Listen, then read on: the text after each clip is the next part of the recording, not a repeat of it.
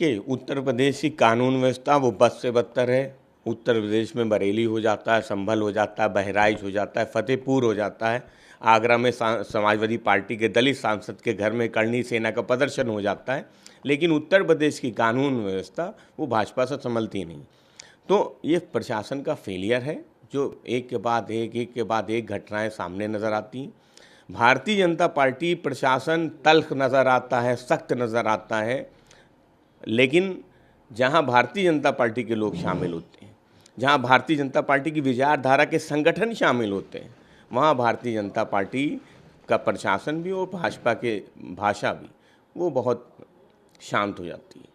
सवाल ये है कि उत्तर प्रदेश की कानून व्यवस्था बद से बदतर है। भारतीय जनता पार्टी हर मुद्दे में हिंदू मुसलमान मंदिर मस्जिद के मुद्दे घोषती है, लेकिन जो कानून व्यवस्था का बड़ा प्रश्न है, चाहे वो बरेली हो, संभल हो, बहराइच हो, आगरा हो, फतेहपुर हो, वो भारतीय जनता पार्टी से कानून व्यवस्था उत्तर प्रदेश की नहीं संभल रही। लेकिन मुख्यमंत्री योगी सख्ती की बात कह रहे हैं, बताना किसी को बख्शा नहीं जाएगा।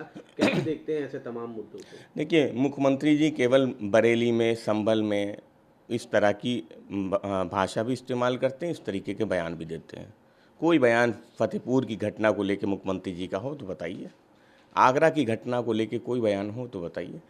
सवाल ये है कि बहराइच में और आगरा में जो घटनाएं हुई, जो फतेहपुर में घटनाएं हुई, उन पे सख्ती क्यों नहीं हुई? उत्तर प्रदेश की कानून व्यवस्था वो बद से बदतर है और समाजवादी पार्टी समझती कहीं भी अशांति फैलाने का प्रयास किया गया हो, बरेली में, फतेहपुर में, संभल में, बहराइच में, आगरा में समान रूप से सख्त कार्रवाई होनी चाहिए थी। लेकिन भारतीय जनता पार्टी की सरकार में कानून व्यवस्था वो बड़ा प्रश्न है। कानून व्यवस्था भारतीय जनता पार्टी की सरकार में भाजपा से नहीं संभल रही। इसके साथ ही बड़ा अहम सवाल है, टीवी के प्रमुख विजय की करोड़ रैली में जो भगदड़ की अफवाहों के लिए 3 लोगों को गिरफ्तार किया है, 25 पर आरोप। तमिलनाडु में जो घटना हुई, टीवी के प्रमुख विजय की कोरोना रैली में भगदड़ की अफवाहों के लिए 3 लोगों को गिरफ्तार कर लिया गया है, 25 अन्य पर आरोप लगाए गए। देखिए, समाजवादी पार्टी इस घटना पर दुख भी व्यक्त करती है और जिन परिवारों ने अपनों को खोया उनके प्रति अपनी शोक संवेदनाएं व्यक्त करती है। जो दोषी हैं उन पर राज्य सरकार कार्रवाई करेगी और राज्य सरकार कार्रवाई कर रही है। समाजवादी पार्टी समझती है कि जो पीड़ित हैं उनकी मदद भी राज्य सरकार करेगी। एक जिम्मेदार सरकार तमिलनाडु में है और तमिलनाडु की सरकार लगातार दोषियों पर कार्रवाई कर रही है। एनडीए ने 8 सदस्यीय दल का नेतृत्व करेंगी। इसलिए लिए किस एनडीए ने इसी मामले में 8 सदस्यीय तथ्यान्वेषी दल का गठन किया है, जिसमें हेमा मालिनी दल का नेतृत्व करेंगी।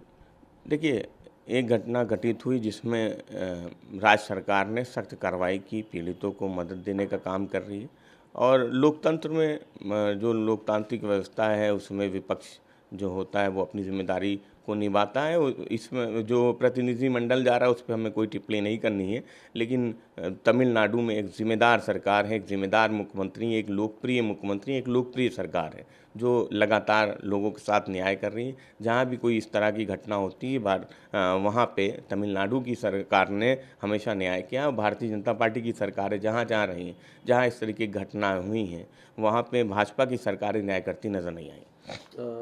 SIR जो प्रकाशित की जाएगी। देखिए, माननीय सुप्रीम कोर्ट में लंबी लड़ाई लड़ी गई, जिसके बाद वहाँ से न्याय भी मिला। पूरे विपक्ष ने पूरे देश में SIR का मुद्दा उठाया और आज वो सूची जारी हो रही है। समाजवादी पार्टी समझती कि पूरा विपक्ष सतर्क भी है और सूची जारी हो रही है, उसको हम देखेंगे भी। बिहार में किसी भी तरह का कोई हथकंडा भारतीय जनता पार्टी का विपक्ष वो चलने नहीं देगा। एक आखिरी सवाल है, अहिल्यानगर में सड़क पर आई लव मोहम्मद लिखे भिन्न चित्र के विरोध में हिंसक प्रदर्शन हुआ, एक को गिरफ्तार कर लिया गया। देखिए, समाजवादी पार्टी पहले कह चुकी है कि हम किसी हिंसा का समर्थन कभी नहीं करते, वो कहीं भी हिंसा हो, किसी ने भी उस रास्ते को चुना हो, चाहे वो बरेली में हो, चाहे फतेहपुर में हो, चाहे आगरा की घटनाएं रही हो। इसलिए उत्तर प्रदेश में जो कानून व्यवस्था का बड़ा प्रश्न है और जिस तरह की घटनाएं लगातार दूसरे जगहों से भी सामने आ रही हैं, तो समाजवादी पार्टी समझती है कि इस तरह की घटनाएं नहीं होनी चाहिए और लोगों को ऐसे किसी अभियान में का हिस्सा नहीं होना चाहिए, क्योंकि किसी का भी धर्म वो हिंसा नहीं सिखाता, वो हमेशा शांति का संदेश देता है। एबीपी गंगा, खबर आपकी, जुबान आपकी।